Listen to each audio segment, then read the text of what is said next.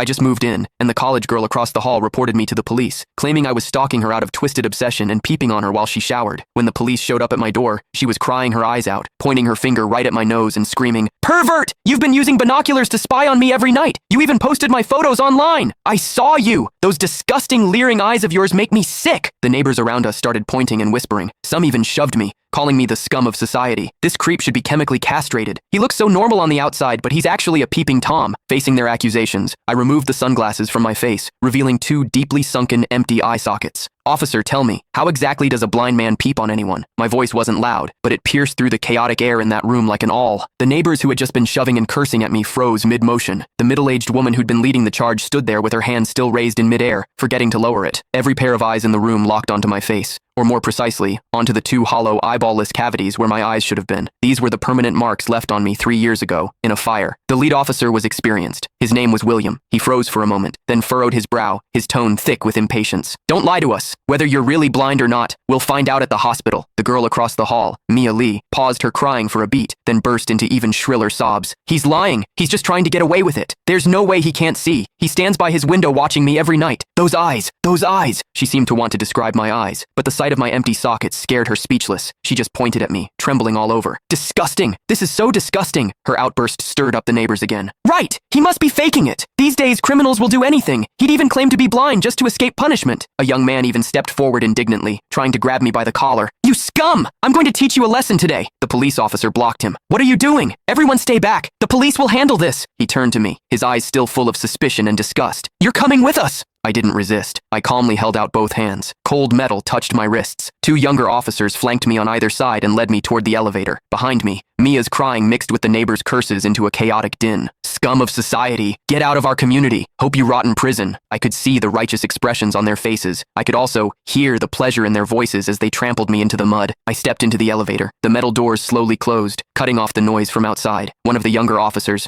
probably new to the job, couldn't help but ask me quietly, Are you really blind?" I tugged at the corner of my mouth but didn't answer. The other officer patted his shoulder, signaling him to keep quiet. But I knew that in their minds, the scales had already tipped completely in favor of that tearful young girl. After all, it was a young, pretty, pitiful college student on one side, and on the other, a suspicious man living alone, wearing sunglasses. In their eyes, it was crystal clear who was the victim and who was the perpetrator. What they didn't know was this. Sometimes, what the eyes see is the biggest lie of all. And I, a blind man, had seen something that none of them had. For instance, when Mia accused me, her heartbeat was steady, without a single ripple of genuine emotion. The interrogation room at the police station was harshly lit by fluorescent lights, and the air smelled faintly of mildew. I sat on a cold metal chair. Across from me were William and a female officer taking notes. Click the link in my bio to get the full story for free.